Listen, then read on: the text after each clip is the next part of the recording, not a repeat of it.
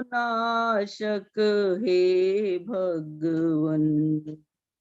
आत्म जगत में अंधकार के तुम हो नाशक हे भगवन।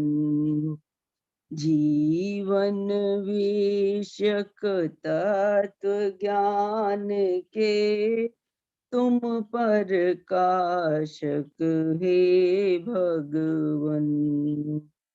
जीवन विषयक तत्व ज्ञान के तुम प्रकाशक हे भगवन। धर्म अधर्म के सत्य ज्ञान के तुम हो दाता हे भगवन। आत्म रूप और सत्य धर्म के तुम दर्शाता हे भगवन। आत्म रूप और सत्य धर्म के तुम दर्शाता हे भगवन। पापी जनों के जीवन के तुम सच्चे त्राता हे भगवन। महामोह के कठिन जाल से मुक्ति दाता हे भगवन। हानिकारक अनुरागों से मुक्ति दाता हे भगवन। पाप बोध पापी के भीतर उत्पन्न करता हे भगवन।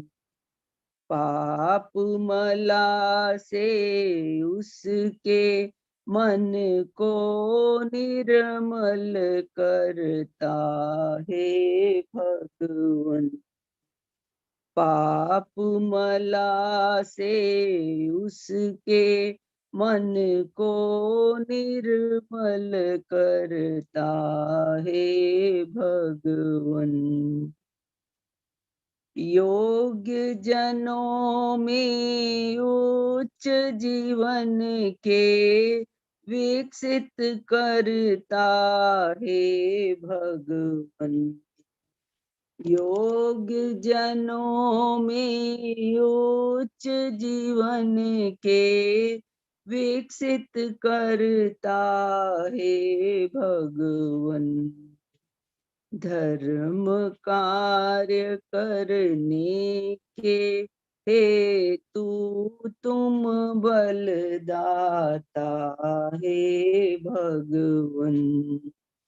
धर्म कार्य करने के हेतु तुम बलदाता हे भगवन। विश्व के सारे ही जगतों के तुम हित करता हे भगवन। विश्व के सारे ही जगतों के तुम हित करता हे भगवन। संबंधों में उच्च मेल के उत्पन्न करता हे भगवन। संबंधों में उच्च मेल के उत्पन्न करता हे भगवन। ऐसा देव रूप जो तुमरा उसको ध्याओ हे भगवन। ऐसा देव रूप जो तुमरा उसको ध्याओ मैं भगवन। नगर नगर में उसकी महिमा मैं फैलाऊं हे भगवन। नगर नगर में उसकी महिमा मैं फैलाऊं हे भगवन। अद्वितीय है रूप तुम्हारा जन समाज में हे भगवन। अद्वितीय प्रकाश तुम्हारा विश्व के भीतर हे भगवन। शुभ।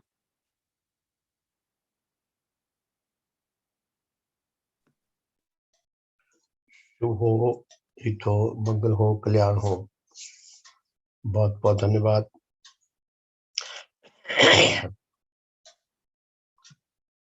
सम्मान के योग प्यारे धर्म साथियों, अभी हमने जो भजन सुना, अद्वितीय है रूप तुम्हारा जन समाज में हे भगवन, अद्वितीय प्रकाश तुम्हारा विश्व के भीतर हे भगवन। धर्म जगत में यह भजन मील का पत्थर साबित होगा। आने वाले समय में ये धर्म का, जैसे हमारा राष्ट्रीय गीत है जनगण मन, उसी तरह ये धर्म का, ये धर्म जगत का वैश्विक गीत बनेगा। वैश्विक गीत तो ये बन गया जब श्रीमान जी ने लिख दिया। ये श्रद्धेय श्रीमान देवर सिंह जी का लिखा हुआ गीत है, जिस गीत में श्रद्धेय श्रीमान देवर सिंह जी का संपूर्ण व्यक्तित्व बहुत सुंदर रूप में हमारे सामने स्पष्ट होता है। जिस गीत में भगवान देवात्मा का अद्वितीय देव रूप हमारे सामने खुलता है, जिस गीत में प्रकृति माता का अपना विशाल अद्वितीय रूप खुलता है, प्रकृति माता की अपनी व्यवस्था का जिससे हमें थोड़ा सा आभास होता है, और भगवान देवात्मा ने जो अपना जीवन व्रत धारण किया, उसके सौंदर्य, उसकी पूर्णता, उसमें जितना शुभ छुपा हुआ है, जितना भगवान देवात्मा इस विषय से आध्यात्मिक आधार पर मिथ्या, अशुभ तथा असुंदरता को, कदरता को नष्ट करना चाहते हैं, उसकी झलक मिलती है।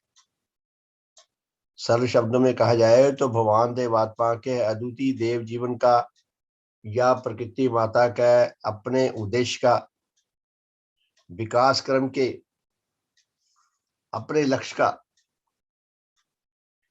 जो अद्वितीय प्रोजेक्ट है, उसका हमें इस अद्भुत गीत में ज्ञान मिलता है और बोध प्राप्त होता है। हमारे भले का मार्ग प्रशस्त होता है। कितना भव्य गीत है। अद्वितीय है रूप तुम्हारा जन समाज में हे भगवन, अद्वितीय प्रकाश तुम्हारा विश्व के भीतर हे भगवन। कि हे सतगुरु, आप दिखने में मनुष्य दिखाई देते हैं, लेकिन सारी मानवता से आप बहुत ऊंचे हैं, सारी मानवता से बहुत अलग है, और आपकी जो प्रजाति है वो अद्वितीय प्रजाति है। सारी मानवता से बहुत ऊंची आपकी प्रजाति है। हम मनुष्य आत्माओं का कितना बड़ा दुर्भाग्य कि हम आपके देव रूप के बारे में अधिक से अधिक ज्ञान, जानकारी और बोध लाभ करने से वंचित रहते हैं। हमारा कितना बड़ा दुर्भाग्य है कि आप हमारे सिर पर विराजमान हैं, जो हमारे जीवन के प्रत्येक पक्ष में हमारा सर्वांग कल्याण करता है। हम उनके रूप के बारे में बहुत थोड़ा जानते हैं, सारी सारी उम्र लगा के भी बहुत थोड़ा जानते हैं। क्या हो जाता है मनुष्य को, सारी सारी उम्र लगा के भी वहीं पहुंच जाता है जहां से चला था, बल्कि उससे भी पीछे चला जाता है।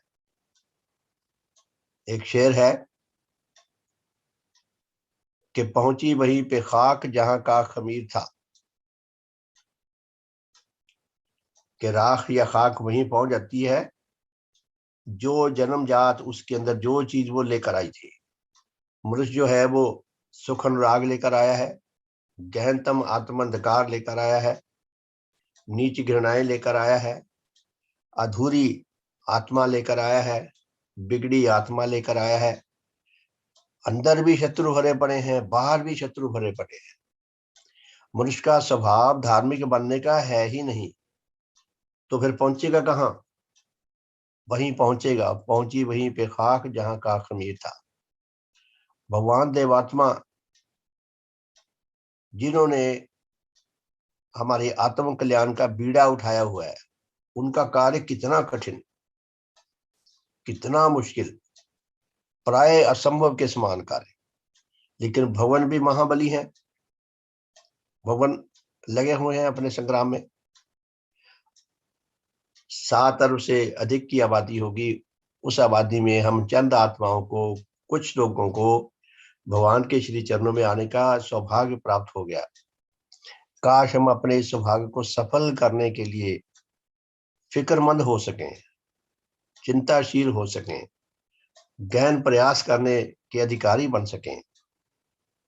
ऐसी इच्छा के साथ भगवान के श्री चरणों में एक छोटी सी प्रार्थना करेंगे कि भगवान की ज्योति और बल हमें मिल सके।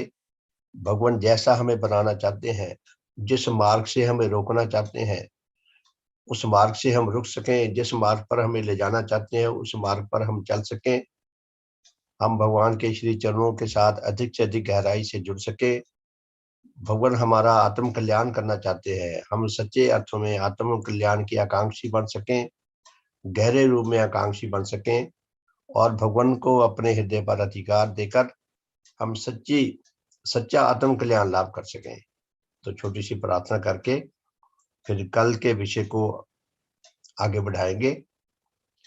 हे परम पूजनीय सतदेव श्री देव गुरु भगवान, एकमात्र आप ही सत्युपास देव हैं।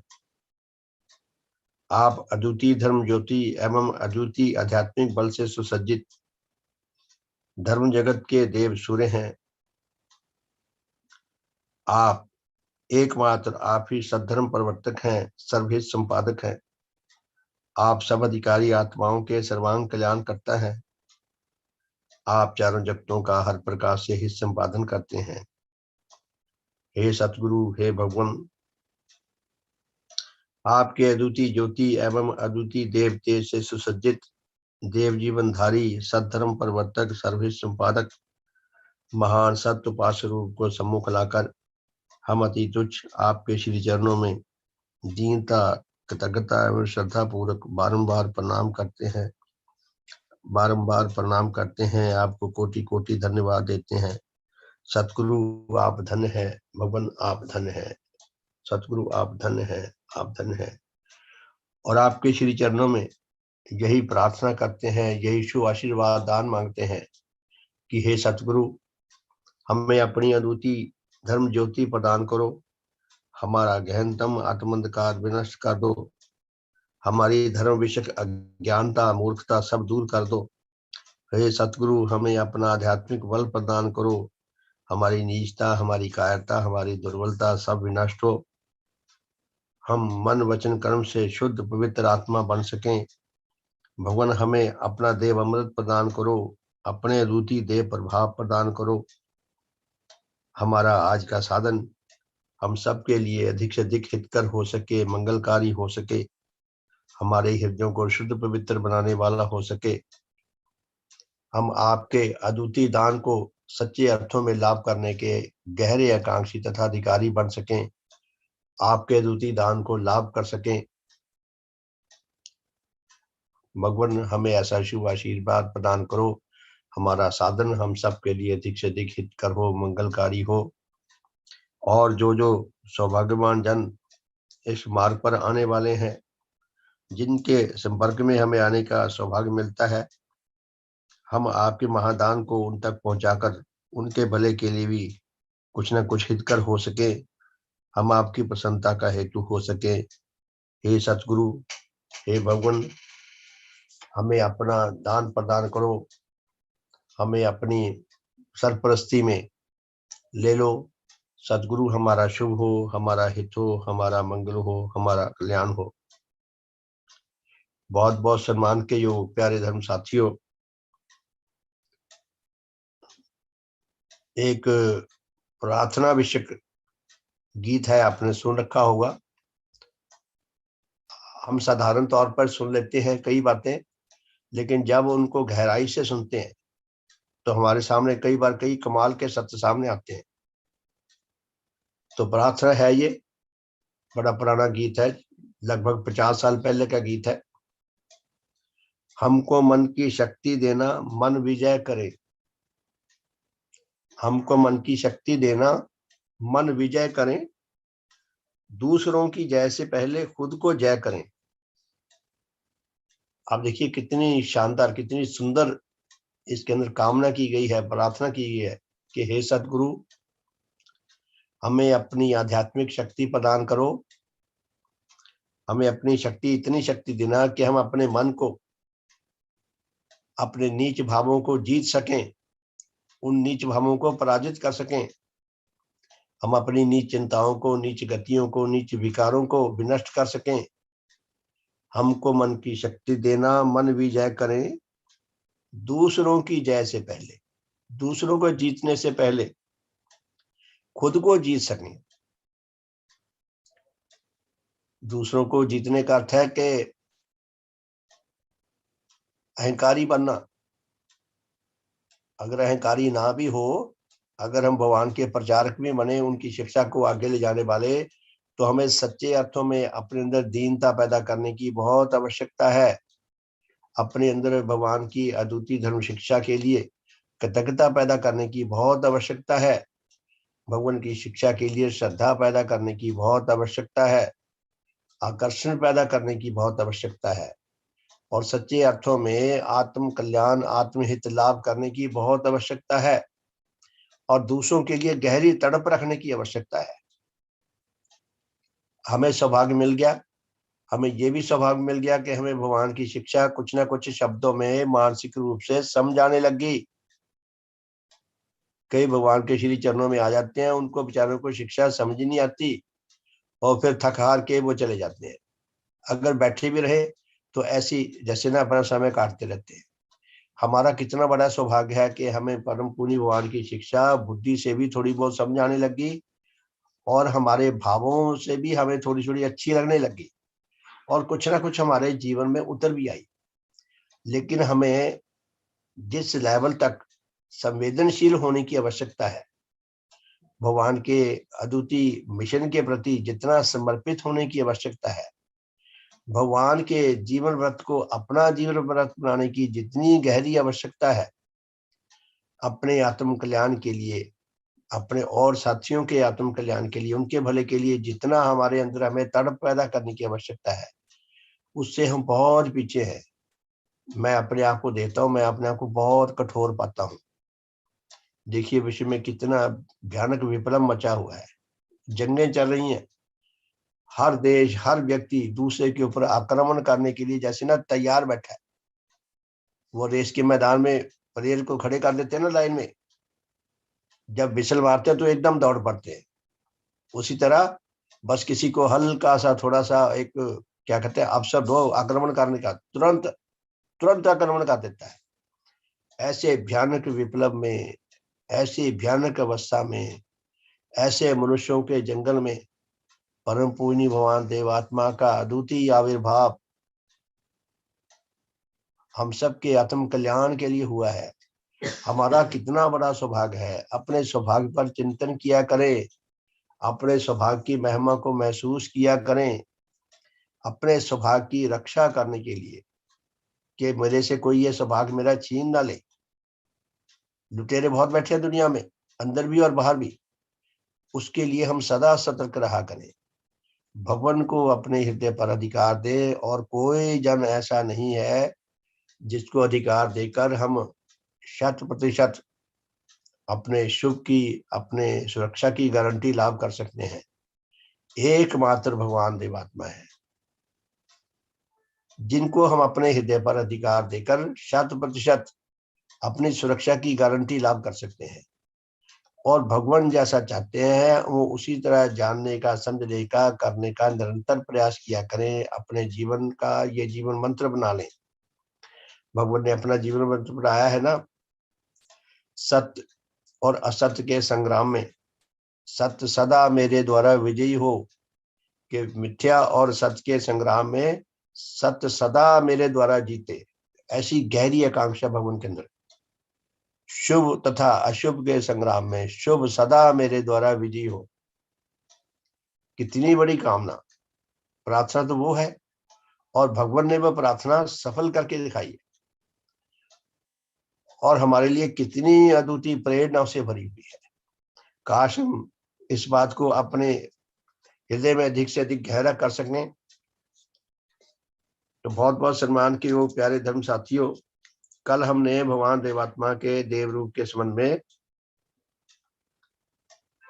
देव शक्ति के बारे में पढ़ा था।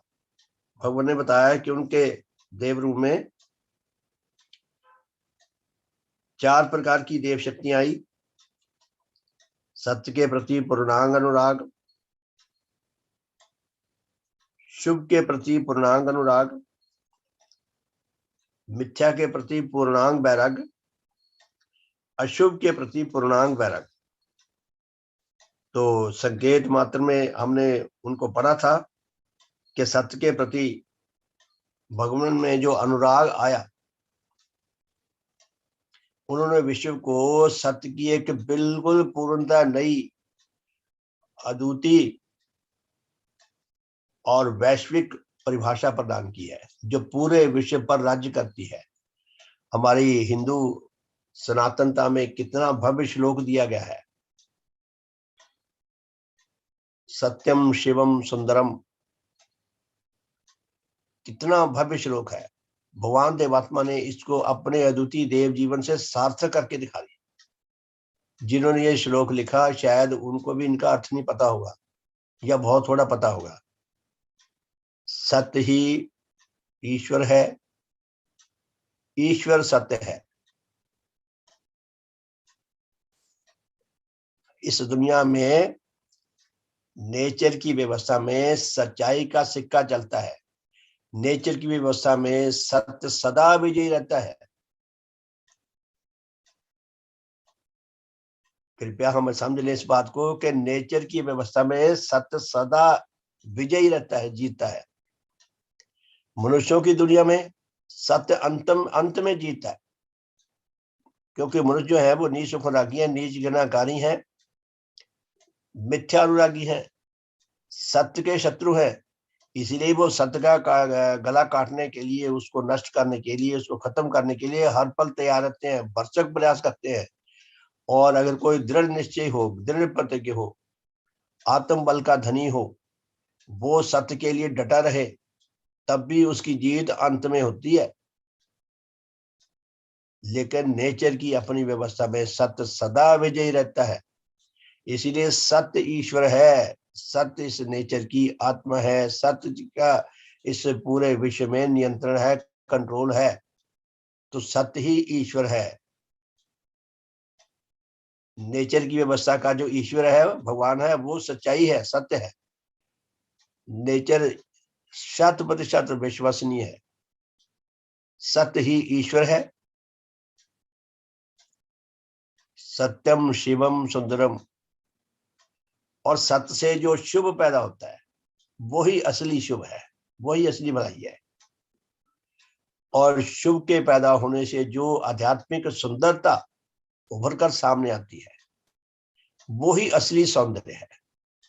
सत्यम शिवम सुंदरम, इस अद्वितीय श्लोक को एकमात्र भगवान देवात्मा ने अपने अद्वितीय देव जीवन से सार्थक करके दिखाया है। अब भी इसको सार्थक करने के संग्राम में लगे हुए हैं। जहां तक भगवान के पक्ष में यदि हम खड़े होकर देखें तो भगवान बिल्कुल अपने अपने तौर पर ऐसी अद्वितीयता लेकर जन्मे हैं। मुझे बचपन से अपनी आकांक्षाएं याद आती हैं, जब मैं ये सोचा करता था कि ऐसा कोई गुरु मिले जो 100% 100% सच्चा हो, सही हो, या सत्य की ओर जाने का जबरदस्त रुझान रखता हो। भगवान देवात्मा अद्वितीय रुझान रखते हैं सत्य की ओर जाने का। इसीलिए उन्होंने जो सत्य का अनुराग की जो परिभाषा दी है, ये अद्वितीय परिभाषा है और विश्व के लिए पूर्णता नवीन है, पूर्णता नई है। ऐसी परिभाषा जिसको हम बुद्धि से समझने में भी हमें बहुत अपने ऊपर प्रेशर डालना पड़ता है और फिर भूल जाते हैं। तो मैं जल्दी जल्दी कल के 8 पार्ट्स पढ़ूंगा, ताकि उसके बाद भगवान ने जो मिथ्या के प्रति वैराग्य भाव बताया है, उसके साथ ये सीक्वेंस बन सके। भगवान ने सत्यनारायण के 8 अंग बताए हैं और प्रत्येक अंग के भगवान देवात्मा अनुरागी हैं। अनुरागी, the love that never end. अनुराग किसी विषय के प्रति, किसी अस्तित्व के प्रति ऐसा प्रेम जो कभी नष्ट नहीं होता, जो समय के साथ साथ बढ़ता रहता है, विकसित होता रहता है और बढ़ता रहता है, जो बढ़े ना, जो रुक जाए, जो खत्म हो जाए, वो अनुराग नहीं है, वो कुछ और था। तो भगवान ने सत्य के प्रति क्या अनुराग के अंग बताए हैं, कल हमने पढ़े हैं, थोड़ा ताजा हो जाएगा। सत्य भाषण अनुराग, साधारण बोलचाल में जो भी बात करें सत्य पर आधारित हो। हमारा अभ्यास नहीं है सत्य बोलने का, झूठ बहुत चलता है दुनिया में। भगवान ने हमें जो नई परिभाषा दी है, उसमें भगवान ने लिखा, जब वो रुड़की में थे, जब सत्य ऋषि जी महाराज से उनको दीक्षा मिल गई, तो उन्होंने लिखा कि भगवान ने और माता पूजना जी ने दोनों ने सत्य बोलने का अभ्यास शुरू कर दिया। भगवान की अपनी देववाणी में है कि उन्होंने सत्य बोलने का, बोलते तो पहले भी थे, लेकिन पहले एक कोई काम वैसे साधारण रूप में करना और बात है, प्रतिज्ञाबद्ध होकर करना और बात है। प्रतिज्ञाबद्ध होने से आत्मबल आ जाता है। अगर हमारे अंदर योग्यता है, अगर हमने सच्चे मन से, सच्चे भावों से आकांक्षी होकर प्रतिज्ञा की है, तो हमारे अंदर आत्मबल जाग जाता है। तो माता पूजना जी ने और भगवान ने सत्य बोलने का, सत्य भाषण का अभ्यास शुरू कर दिया। तो पहला अंग है सत्य अनुराग का, सत्य भाषण अनुराग। दूसरा अंग है सत्यगत स्पष्ट कथन अनुराग, कि जो कुछ कहें किसी को, जो कुछ किसी को बताएं, जो कुछ हम समझते हैं वो भी उसका ठीक वैसा ही अर्थ में समझे। इतना उसको स्पष्ट शब्दों में कहे, इतना लाग लपेट से, कपटता से बिल्कुल शून्य होना चाहिए। और अगर जरूरत पड़े तो रिपीटेडली कह सकते हैं, ताकि सुनने वाले को भी कोई किसी किस्म की गलतफहमी ना रह जाए। आप देखिए, भगवान ने जितनी बातें कही हैं, उनके सारे जीवन में, उनकी सारी शिक्षा में बोलती है। भगवान ने अपनी शिक्षा में कोई बात ऐसी नहीं कही जो हमें कंफ्यूजन पैदा करती हो हमारे अंदर। ऐसा तो हो सकता है कि हमारी बुद्धि शक्ति उसको पकड़ ना सके, लेकिन भगवान की ओर से कोई कंफ्यूजन नहीं रहने दी भगवान ने। सत्यगत स्पष्ट कथन अनुराग, भगवान ने ये कहने को तो छोटी सी बात है, इसको जीने के लिए कितना अपना सारा जोर लगाया होगा, कितना उनको संग्राम करना पड़ा होगा ये सत्य हम तक पहुंचाने के लिए। भगवान ने ये सत्य जो है केवल शब्दों में नहीं कहे, देवात्मा के ये जो अंगों के बारे में कहा है, ये जीवंत उनके भाव है। ये सत्यगत स्पष्ट कथन अनुराग। फिर तीसरा अंग है सत्य ज्ञान अनुपार्जन अनुराग। भगवान ने किसी जिस विषय में भी ज्ञान लाभ करने की कोशिश की, सत्य ज्ञान प्राप्त करने के लिए गहरा संग्राम किया। हम लोग आधे अधूरे क्यों रह जाते हैं? हमारे पास कोई बात समझ कम आती है, लेकिन अंधेरा ज्यादा रहता है, क्योंकि या तो हमारे अंदर योग्यता नहीं, या हमारा संग्राम नहीं, या बताने वाला उस हिसाब से नहीं बता सका। कहीं ना कहीं कोई कमी रह जाती है।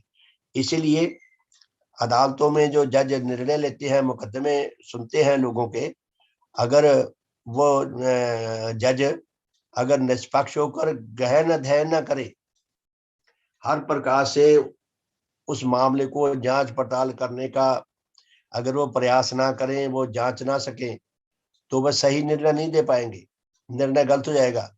आजकल वो मशीनें आ गई, टेस्ट आ गए झूठ पकड़ने के, और कितने प्रकार की। तो कई बार अदालत में जज जो है वो आदेश देता है कि इसका ये टेस्ट करो, अलग अलग प्रकार के टेस्ट बताता है कि इनके ये टेस्ट करके बताओ सच्चाई क्या है। तो टेस्ट से पता लग जाता है भी इस बंदे ने अपराध किया है, तो जज उसके हिसाब से निर्णय नहीं देता।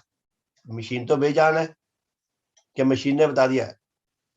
तो जज कहता है कि न्यायाधीश कहता है कि भाई आप प्रूफ लाओ, अब आपको पता लग गया इसने अपराध किया है, लेकिन उसके सॉलिड प्रूफ लाओ।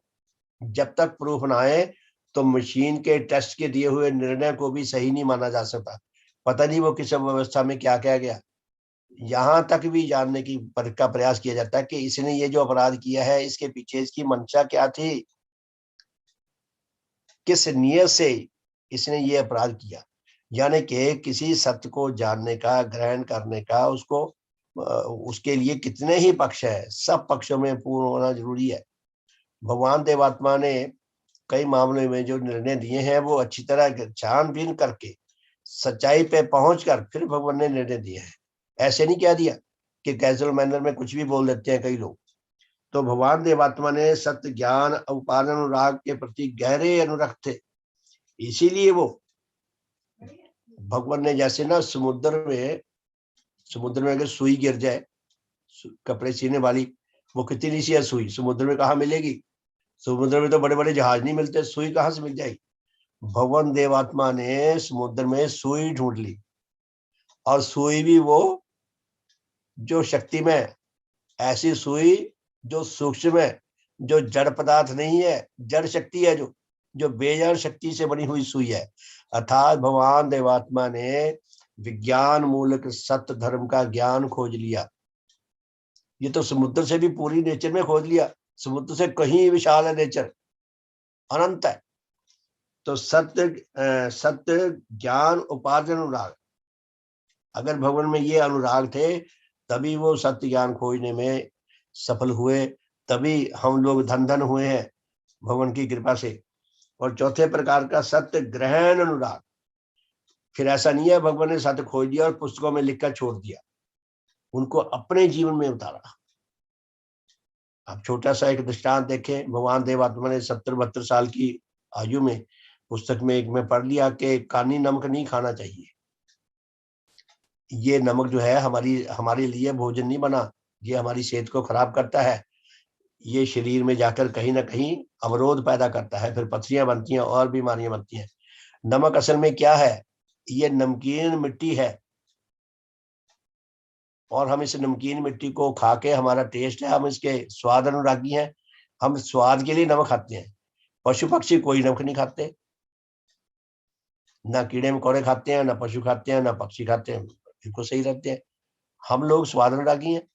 भगवान ने ये पुस्तक में कहीं पढ़ लिया कि नमक खाना सेहत के लिए हानिकारक है।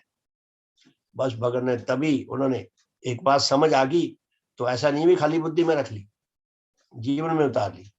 तुरंत आदेश दिया कि बस अब से नमक त्याग दिया, हमारी रसोई में नमक नहीं आना चाहिए।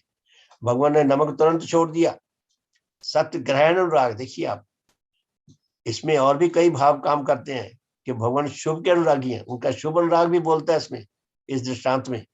लेकिन अगर हम सत्य की दृष्टि से देखें तो ऐसा नहीं कि भी थोड़ा थोड़ा कर दो, थोड़ा खा लिया करेंगे, ज्यादा नहीं खाया करेंगे, धीरे धीरे छोड़ देंगे, तुरंत त्याग दिया। 10-15-20 दिन भगवान सेहत की, शरीर की दृष्टि से थोड़े परेशान रहे, लेकिन धीरे धीरे, क्योंकि शरीर आदि होता है जिस चीज का वो डिमांड करता है, तो धीरे धीरे वो नॉर्मल हो गए। तो भगवान ने सत्य ज्ञान जो उपार्जन किया धर्म का, वो अपने जीवन में उतारा। अपने भगवान देवात्मा सच्चे सिद्धार्थ है जिन्होंने सत्य ज्ञान को सिद्ध किया है अपने जीवन में। सत्य ग्रहण अनुराग, उसके बाद है सत्य प्रतिज्ञा पालन अनुराग। कल हम पढ़ चुके हैं सत्य प्रचार अनुराग, कि भगवान ने फिर सत्य का प्रचार करना शुरू किया। धर्म विषय के सत्य के बारे में सारी दुनिया गहरे अंधकार में है, अब ये बात जल्दी जल्दी समझ भी नहीं आती किसी को कि सारी दुनिया गहरे अंधकार में है, इसका क्या मतलब हुआ। आप देखें जितने उपास्य स्थल है, जितना ये शोर मचाते हैं लाउड स्पीकर लगा लगा के, ये जितना मानवता का खून पीते हैं, धर्म की बात तो बहुत दूर की बात है। ये एक छोटी सी बात इनको समझ नहीं आती कि शोर मचाकर दूसरों के सुख चैन को छीनना, दूसरों को डिस्टर्ब करना, वायु प्रदूषण फैलाना। विचारों का प्रदूषण अलग है, वायु प्रदूषण फैलाना और दूसरों के सुख चैन को हरने का हमें कोई अधिकार नहीं। लग रहे हैं खूब शोर मचाते हैं। वो कई बार ऐसा तो है ना, कोई गोली चला दे तो जितने कौए काएं काएं काएं काएं करते, सैकड़ों कौए आकाश में उड़ते हैं, काएं काएं करते हैं। ऐसे उसको कागा रौली बोलते हैं कि कौओं की तरह शोर मचाते हैं। कई बार तो 4-4 6-6 लाउड स्पीकर चलते हैं अलग अलग उपासना स्थलों पे, कोई कुछ बोले जा रहा है, कोई कुछ बोले जा रहा है। ऐसा फितूर भर जाता है दिमाग में शोर का, क्या कहा जाए। धर्म का ज्ञान कहाँ से लाभ करेंगे। इतनी बात नहीं समझ आई कि हम भाई, हमें अधिकार नहीं है किसी को डिस्टर्ब करने का। तो भगवान ने सत्य ग्रहण किया अपने जीवन में, उसको सिद्ध किया। फिर सत्य प्रतिज्ञा पालन अनुराग कि जो सच्चाई भलाई तथा आध्यात्मिक सौंदर्य के आधार पर जो प्रतिज्ञा हो, वही प्रतिज्ञा ग्रहण करने के योग है। अगर कोई ऐसी प्रतिज्ञा ग्रहण कर ली जो मिथ्या मूलक है, जो पाप मूलक है, अगर अनजाने में कर ली या किसी ने कपटता से करा दी, तो भी जब पता लगे तुरंत छोड़ दो। सत्य समर्थन अनुराग, भवन कहते हैं सदा सत्य के पक्ष में खड़े रहो। 8वां धर्म विषय का सत्य अन्वेषण अनुराग। भगवान देवात्मा ने ये जितने अंग बताए हैं, 8 अंग बताए हैं, सब अपने देव जीवन से उन्होंने सार्थक करके बताए हैं। तो प्यारे दर्शकों, इनके ठीक विपरीत भगवान देवात्मा के देव जीवन में, उनके देव आत्मा में मिथ्या के प्रति पूर्णांग वैराग। मिथ्या के कितने अंग हैं? भगवान ने इसके भी 8 अंग लिखे हैं। हम तो सिंपल समझते हैं कि भी झूठ नहीं बोल रहा, ये तो साधारण सी बात है। भगवान मिथ्या अनुराग के जितने भी अंग हैं, मिथ्या के सब पक्षों के प्रति गहरा वैराग्य भाव रखते हैं, गहरी देव घृणा रखते हैं। साधारण घृणा नहीं, देव घृणा रखते हैं। अब हम इनको जानने का, समझने का प्रयास करें कि भगवान क्या फरमाते हैं। मुझ में सत्य विषयक नाना अनुराग शक्तियों के विकास के साथ साथ मिथ्या विषयक जिन नाना विराग शक्तियों का विकास हुआ है, वह यह थी।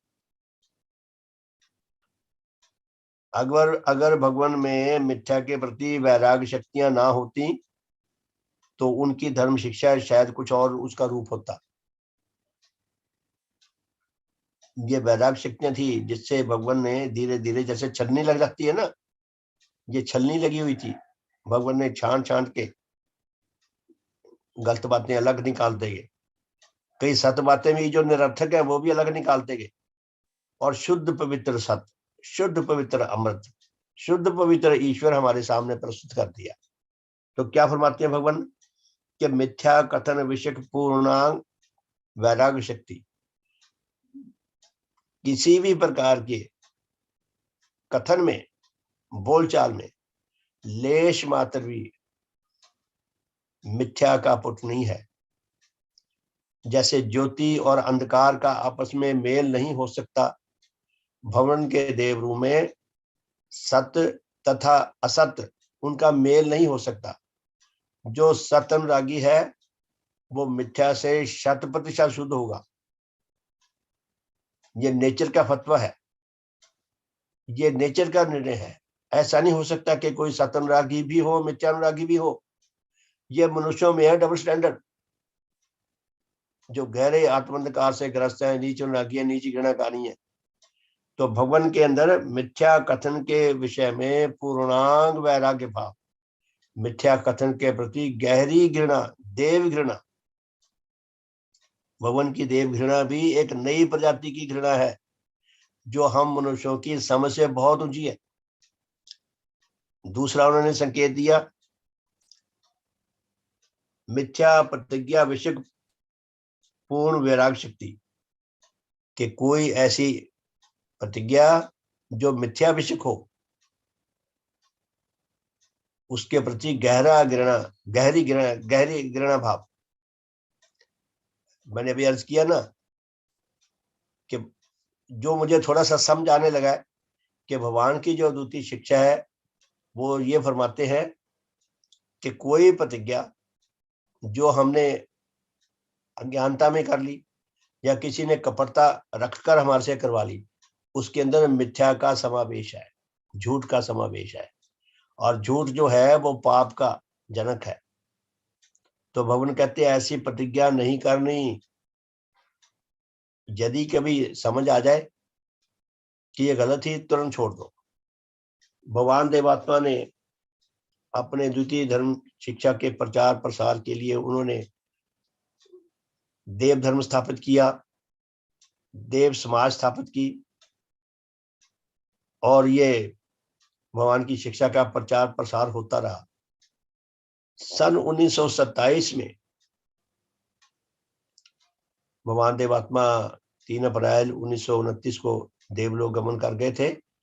उससे लगभग 1.25 साल पहले समझ लीजिए, 1.5 साल पहले समझ लीजिए, सन 1927 में भगवान देवात्मा ने हमारे जीवनों में से मिथ्या निकालने के लिए अपने देव रूप के प्रति मूल वाक्य प्रदान किया, जो हम अपनी प्रार्थना में सवेरे गाते हैं। एको ही देवात्मा सत्य देवा, सदैव ज्योतिर्तेजश्च सूर्य, सैव एक है सत्य धर्म शिक्षक, सर्वांग आत्मिक कल्याण करता। कि एकमात्र भगवान देवात्मा ही सत्य देव है, सच्चे देवता है। देवता अर्थात सत्य, शुभ तथा आध्यात्मिक सौंदर्य की जीवंत मूर्ति, जो अपने देव जीवन से धर्म विषयक सत्य फैला रही है, चारों ओर हर पल फैला रही है, और धर्म विषयक भलाई फैला रही है, और सत्य और शुभ विषयक जो अपूर्व सौंदर्य है वो फैला रही है। देवात्मा का देव रूप ऐसा है। और भगवान आकांक्षा भी रखते हैं, हमें सुनिश्चित भी करना चाहते हैं, हमें दृढ़ भी करना चाहते हैं, और हमें आदेश भी देते हैं कि यदि हमें भगवान की शरणागत होना है तो हमें ये बात बिल्कुल मन वचन कर्म से जीवंत रूप में जीनी होगी कि एकमात्र भगवान देवात्मा ही सत्य उपास्य है। एकमात्र भगवान देवात्मा ही सारे जगत के द्वारा पूजनीय है। पूजनीय अर्थात जिसके व्यक्तित्व को हम मन वचन कर्म से आत्मसात करके हमें जीना हमारे लिए नितांत आवश्यक है, वो अद्वितीय अस्तित्व भगवान देवात्मा है और कोई नहीं। तो भगवान ने ये प्रतिज्ञा कराई जाती है पहली श्रेणी में, देव समाज में ये प्रतिज्ञा करवाई जाती है। तो भगवान ने ये प्रतिज्ञा क्यों रखी कि भी हम कोई ऐसी मिथ्या प्रतिज्ञा ना कर लें, हम भटक ना जाएं, जब तक हम एकाग्र ना हो, जब तक हमारा ध्यान केंद्रित ना हो, जब तक हम भगवान देवात्मा के साथ मन वचन कर्म से नहीं जुड़ पाते, तब तक हम देवात्मा की अद्वितीय देव ज्योति, उनका अद्वितीय देव तेज लाभ नहीं कर सकते, उनकी धर्म शिक्षा को लाभ नहीं कर सकते। हमारे जीवन का जो इतना बड़ा नेचर ने हमें उद्देश्य दिया है, हम उससे बुरी तरह विफल होते हैं। हम उस उद्देश्य में सफल हो सकें, उसके लिए भगवान देवात्मा, जैसे पशुओं को खूंटे पे बांध देते हैं ना, पशु अज्ञानी है, अबुद्धि है, मूर्ख है, अधूरा है, वो क्या क्या क्या कर ले, इसलिए खूंटे पे बांध देते हैं कि खूंटे पे बंधा रहेगा, ये सुरक्षित रहेगा, और लोग भी इससे सुरक्षित रहेंगे। भगवान देवात्मा ने हमें धर्म रूपी एक अद्वितीय खूंटे से बांध दिया कि उससे बंधे रहेंगे तो हमारी रक्षा रहेगी, नहीं तो हम इधर उधर जाएंगे, हमारे विश्वास डोल जाते हैं, हम कहीं जिधर जाते हैं कहते गंगा गए गंगा राम, यमुना गए यमुना दास, ऐसे बन जाते हैं। तो भगवान ने हमारी सुरक्षा के लिए ये प्रतिज्ञा दी है हमें, और भगवान ने इस प्रतिज्ञा के लिए जो मूल भाग भगवान ने दिया, उसकी सार्थकता को सत्य जानने के लिए, समझने के लिए, भगवान के ऊपर विश्वास करने के लिए नेचर के 4 नियमों का उल्लेख किया है, जो बहुत जबरदस्त बात है। हमें ये सब जानने की जरूरत है, बुद्धि से भी और हृदय से भी। तो सत्य, प्रतिज्ञा, विषय पूर्णांग, वैराग शक्ति, सॉरी गलती होगी मेरे से, मिथ्या विषय, कोई ऐसी प्रतिज्ञा नहीं करनी जो मिथ्या विषय हो, जानबूझकर तो बिल्कुल ही नहीं करनी। अगर कभी हो गई, बाद में पता चले कि ये पाप मूल्य प्रतिज्ञा सी, तो तुरंत छोड़ देनी है। भगवान ने हमें यह अधिकार दिया है।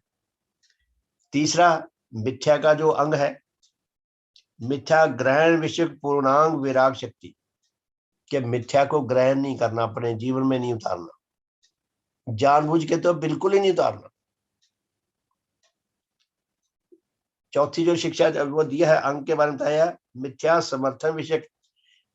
कोई व्यक्ति मिथ्या है, झूठा है, आपको पता चल गया कि ये गलत है, ये जिस बात पे ये स्टैंड कर रहा है ये बात गलत है, झूठी है, तो उसका समर्थक नहीं होना। अगर हम उसका समर्थन करते हैं तो धीरे धीरे हम ये मान के चलते हैं कि ये बंदा सही है, हमारे अंदर मिथ्या के प्रति घृणा कम होती है। घृणा कम होती है तो हम मिथ्या के प्रति आकर्षित होते हैं, धीरे धीरे मिथ्या हमारे जीवन में उतर आती है। तो भगवान ने उनके अंदर ये सारे घृणा भाव है ये मिथ्या के प्रति, कि वो मिथ्या विषय, मिथ्या ग्रहण विषय पूर्णांग वैराग शक्ति रखते हैं। चौथी, मिथ्या समर्थन विषय पूर्णांग वैराग शक्ति रखते हैं। भगवान ने जानबूझकर कभी किसी मिथ्या का साथ नहीं दिया, कभी किसी ऐसे व्यक्ति का समर्थन नहीं किया जिसके बारे में भगवान को स्पष्ट हो गया हो कि यह मिथ्या मूलक बात कर रहा है। पांचवी, असरलता विषय पूर्णांग वैराग शक्ति। भगवान फरमाते हैं कि हम जो भी बात कहें, हम जो भी बात करें, वो सरलता से करें। बच्चे बड़े सरल होते हैं, बड़े सिंपल होते हैं, उनके मन से अनजाने में भी सच्चाई निकलती है, जानबूझ के भी सच्चाई निकलती है। वो एक गीत में आता है ना, बच्चा इंसान जो जो बच्चा है, जब तक मनुष्य बच्चा है तब तक वो अंदर से सरल रहता है, वो अनजाने में भी सत्य बोलेगा, जानबूझ के भी सत्य बोलेगा। जो जो इंसान बड़ा होता जाता है उसके अंदर नीच राग, नीच घृणाएं जागती जाती हैं, अपने अंदर बीज रूप में लेकर आया है, और बाहर का वातावरण ऐसा है, धीरे धीरे धीरे धीरे कपटता झूठ पे उतर आता है, फिर बड़ी बड़ी ठगियां मारने लग जाता है। तो भगवान क्या फरमाते हैं कि कोई सरलता विषय, भगवान ने जो भी बात कही है ठोक बजा के कही है, और बहुत स्पष्ट शब्दों में कही है, लेश मात्र भी उन्होंने कंफ्यूजन नहीं छोड़ा। भगवान के अंदर ये सारी देव घृणाएं, सारे अंग मिथ्या के प्रति जितने ये अंग भगवान ने 8 अंग बताए हैं, सब देवात्मा के देव जीवन में प्रखर रूप में है, और भगवान ने उनका साथ दिया है।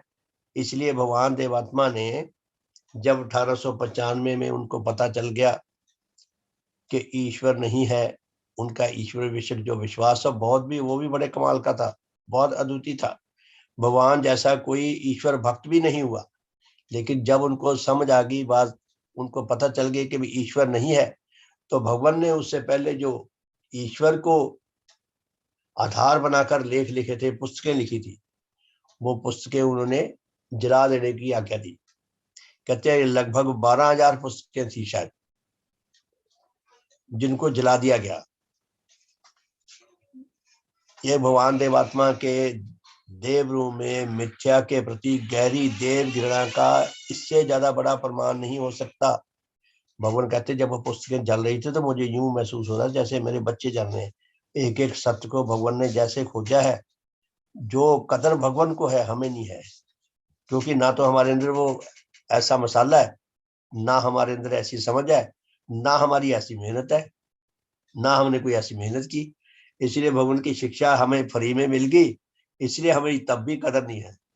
कहते फ्री की चीज की कदर नहीं होती। अगर भगवान ने फीस रखी होती ना कि अगर सेवक बनना है तो 10 लाख रुपया पहले फीस जमा कराओ, तुम्हें सेवक लेना है। अगर किसी को पता हो कि मुझे मेरी आत्मिक मौत से रक्षा तभी हो सकती है अगर मैं यहाँ दाखिला ले लूं, और दाखिला लेने के लिए उन्होंने स्टैंडर्ड रखा हो भी 10 लाख रुपया जमा कराओ और LKG में धर्म की LKG में दाखिल हो।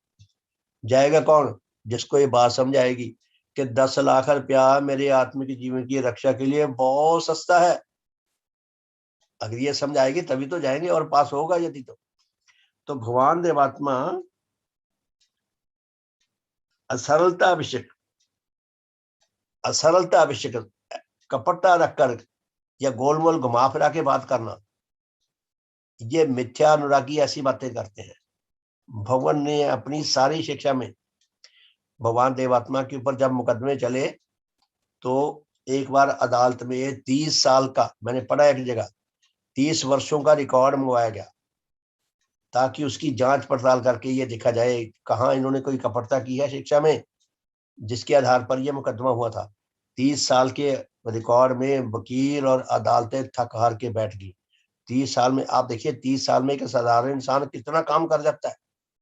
और भगवान देवात्मा जो अद्वितीय देव पुरुष है, उन्होंने कितना काम किया होगा।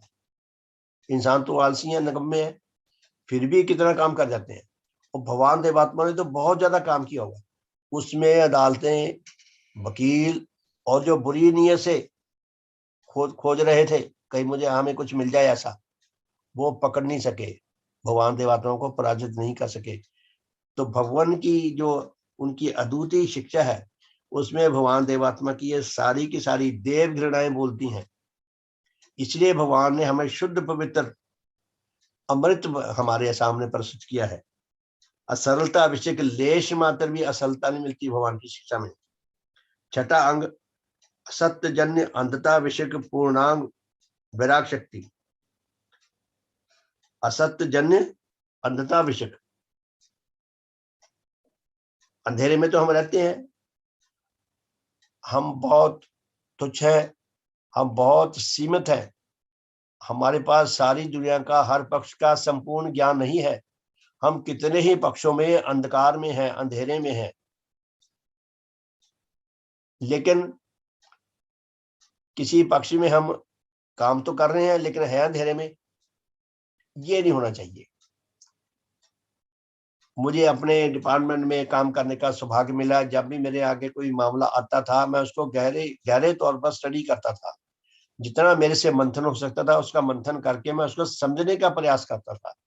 उसके बाद मैं अपना मन बनाता था, अपना एक ओपिनियन बनाता था कि मेरा इसमें मेरी क्या भूमिका है, मुझे इसमें क्या क्या लिखना है, तब लिखता था। भगवान ने कितना सुंदर संदेश दिया है, क्या कि असत्य जन्य प्रत्येक असत्य जन्य अंधता विषयक पूर्ण वैराग्य शक्ति, कि हमारे अंदर अंधता विषयक कोई असत्य ना हो। जिस विषय में हम काम कर रहे हैं, पहले 100% उस विषय में हम सुनिश्चित हो जाए, हम अच्छी तरह समझ ले। फौज फौज में काम गलत होता है। कोई हम ऐसा अंधकार रखकर, अपने आप को अंधेरे में रखकर, हमें पता हो कि मैं इसी बारे में नहीं जानता, अज्ञानी हूं, और काम करेंगे तो अपराय गलत होता है, खराब होता है।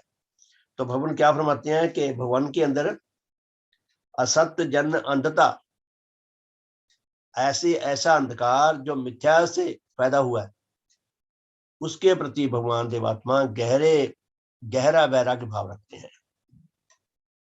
और सातवीं जो शक्ति बताया है, असत्य जन्य प्रत्येक सुख विषय पूर्णांग वैराग्य। कोई सुख लाभ करना है, अगर वो उसके पीछे मिथ्या छुपी हुई है, हमें ना पता लगे तो अलग बात है। अगर हमें पता लग जाए कि ये मिथ्या है, मैं जिस सुख को लाभ करने का प्रयास कर रहा हूं वो मिथ्या पर आधारित है। भगवान ने मानसिक शक्तियों में एक कल्पना शक्ति का उल्लेख किया है कि कल्पना शक्ति जो है ये मनुष्य प्रजाति में आई सबसे ज्यादा। तो मनुष्य बड़ी कल्पनाएं करता है। ये जितना कुछ मनुष्य ने बनाया है, सहूलतें पैदा की हैं, ये कभी उसकी कल्पना शक्ति में आई। धीरे धीरे कल्पना जो नेचर में साकार हो सकती थी वो उसने साकार की, तो अपने लिए कितनी ही सहूलतें पैदा कर ली। तो मनुष्य के अंदर कल्पना शक्ति, बुद्धि शक्ति है जो सत्य के साथ जुड़कर बहुत सहायता करती है। लेकिन कल्पना शक्ति का ज्ञान हुआ, फिर बोध हुआ। अगर कल्पना शक्ति का अनुरागी बन जाए, जहां तक कल्पना शक्ति का ज्ञान है और बोध है, ये तो बहुत हितकर है। ज्ञान भी हितकर है, बोध भी हितकर है। कल्पना शक्ति का अनुरागी नहीं होना चाहिए। जो कल्पना शक्ति का अनुरागी है वो जानबूझकर भी मिथ्या में रहता है, मिथ्या के गड्ढे से निकलना ही नहीं चाहता। ये महाहानिकारक है। तो बहुत बहुत सम्मान की और प्यारे धर्म संबंधियों, समय आज्ञा नहीं देता, समय हो गया काफी, मैं आपसे क्षमा चाहता हूँ। 1 मिनट के लिए शुभकामना करके आज के इस विषय को विराम कर देते हैं, फिर कल फिर देखते हैं। हे परम पूजनीय सददेव श्री देव गुरु भगवान, आप धन्य हैं, आप धन्य हैं, आप धन्य हैं भगवान। आप आध्यात्मिक जगत के अद्वितीय धर्म भवन के अद्वितीय शिल्पी हैं। आपने ऐसा धर्म भवन निर्मित किया है जिसकी निर्माण तिथि तो है, जिसकी नष्ट होने की कोई तिथि नहीं है। समय के साथ साथ ये धर्म भवन और सशक्त होता जाएगा, और शक्तिशाली और मजबूत होता जाएगा। और भगवान आपने हमें अपने इस धर्म भवन में प्रविष्टि प्रदान करके हमारे ऊपर बहुत कृपा की है। आप हमारे ऊपर बहुत आसान किया है भगवान। आप धन्य है, आप धन्य है, आप धन्य है। हे सदगुरु, आपका सब प्रकार से शुभ हो, सब प्रकार से हित हो, सब प्रकार से मंगल हो, सब प्रकार से कल्याण हो। भगवान आपके परम श्रद्धेय माता पिता, दादा दादी, नाना नानी तथा अन्य सब महान पूर्वजों का शुभ हो। आपके सब वंशीजनों का, आपके सब सांसारिक संबंधियों का, आपके सेवक सेवकाओं का, आपके श्रद्धावानों का, आपके अनुयायियों का, आपके विश्वासियों का, आपके अनुरागियों का, हमारे इष्टलोकवासी तथा परलोकवासी सब धर्म संबंधियों का, उनके सब वंशीजनों का, उन सबके संसारिक संबंधियों का, उन सबके दोस्तों मित्रों शुभ चिंतकों का, सबका शुभ हो, सबका हित हो, सबका मंगल हो, सबका कल्याण हो। हे सतगुरु, हमारे श्रद्धेय माता पिता, दादा दादी, नाना नानी तथा अन्य सब पूर्वजों का, हमारे इष्टलोकवासी तथा परलोकवासी सब भाई बहनों का, उनके परिवारों का, उनके बच्चों का, उनके नाती पोतों का, हमारे सब वंशीजनों का, हमारे सब सांसारिक संबंधियों का, मनुष्य जगत का, पशु जगत का, वनस्पति जगत का, भौतिक जगत का, सबका शुभ हो, सबका हित हो, सबका मंगल हो, सबका कल्याण हो। हे सतगुरु, काश नेचर में कोई ऐसी विधि विकसित हो सके जिससे अनाधिकारी आत्मा भी अधिकारी बन सके, उन सबके भले का मार्ग भी प्रशस्त हो सके। सबका शुभ हो, सबका हित हो, सबका मंगल हो, सबका कल्याण हो। भगवान देवात्मा की जय, भगवान देवात्मा की जय, भगवान देवात्मा की जय, भगवान देवात्मा की जय। सबका शुभ हो। बहुत बहुत धन्यवाद प्यारे दर्शकों, समय हो गया है। 1-2 मिनट के लिए अगर कोई बोलना चाहे तो आपका स्वागत है, नहीं तो फिर आज के इस साधन को विराम देंगे। हाँ शशि बहन जी, वेलकम। हाँ जी, मैं एक तो ये बात अच्छी लगी कि उन्होंने भगवान ने अपनी श्रीमती जी के साथ सत्य बोलने की प्रैक्टिस शुरू की। अगर मन में ये सोचेंगे कि इस बात की मैंने प्रैक्टिस करनी है, तो वो दिमाग में रहेगा कि ऐसा करना है। तो ये बात अच्छी लगी। और दूसरा मैं ये पूछना चाहती हूँ, जैसे आपने कहा कि सत्य ही ईश्वर है, तो ये दोनों पर्यायवाची शब्द है, सत्य और ईश्वर? नहीं नहीं नहीं, ये पर्यायवाची नहीं जी। देखो, श्लोक लिखने वाले ने तो शायद इसी भाव से लिखे होंगे, लेकिन सत्य ईश्वर यानी कि सत्य सबके सिर चढ़ के बोलता है। सत्य जो है वो सबसे ऊपर है। हम जितना मर्जी इधर उधर भाग लें, सच्चाई से हम भाग नहीं सकते। सच्चाई सदा हमारे सिर पे चढ़ के बैठी रहेगी, इसलिए सत्य ही हमारे लिए ईश्वर है। मेरा कहने का ये मंतव्य था, जो मुझे थोड़ा सा समझ आने लगा।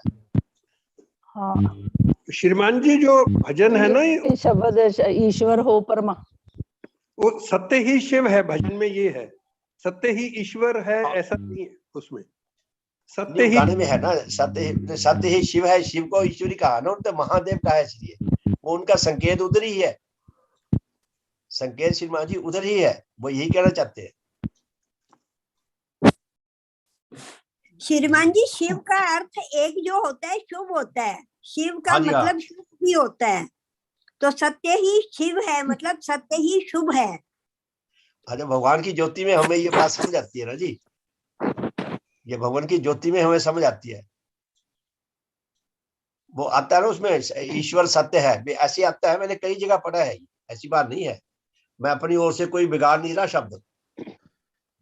वो श्रीमान जी शुभ हो जी, ये सभी सम धर्म संबंधों को सदैव कीजिए। ये श्रीमान जी जो है ना वो सनातन की बात कर रहे हैं उधर से। हाँ हाँ, मैं उधर गुरु की बात महाराज कर रहा की हूँ। शिक्षाओं में ऐसा नहीं है। भगवान की हाँ, ये शिक्षा में हमें श्रीमान जी कुछ और उधर ही की दिखता है। बात कर रहे हैं कि वो, जी जी, हाँ, कि वो ऐसा मानते हैं, समझे जी। ये यहाँ से उसे, ये कोई हमारे लिए बहस का मुद्दा नहीं है। हाँ हाँ हाँ, ये श्रीमान जी ये कह रहे हैं कि वो ऐसा मानते हैं, हमारे यहाँ ऐसा नहीं है। भगवान ने उसे शुभ ही कहा है। हाँ जी, हाँ शुभ हो सभी का। जी, हाँ शुभ हो जी, सबका धन्यवाद। तो फिर जी प्रस्थान किया जाए श्रीमान जी। जी जी जी जी श्रीमान। ठीक है, भगवान देवात्मा की जय, भगवान देवात्मा की जय, भगवान देवात्मा की जय, भगवान देवात्मा की जय। धन्यवाद जी, शुभ हो, सुप्रभात।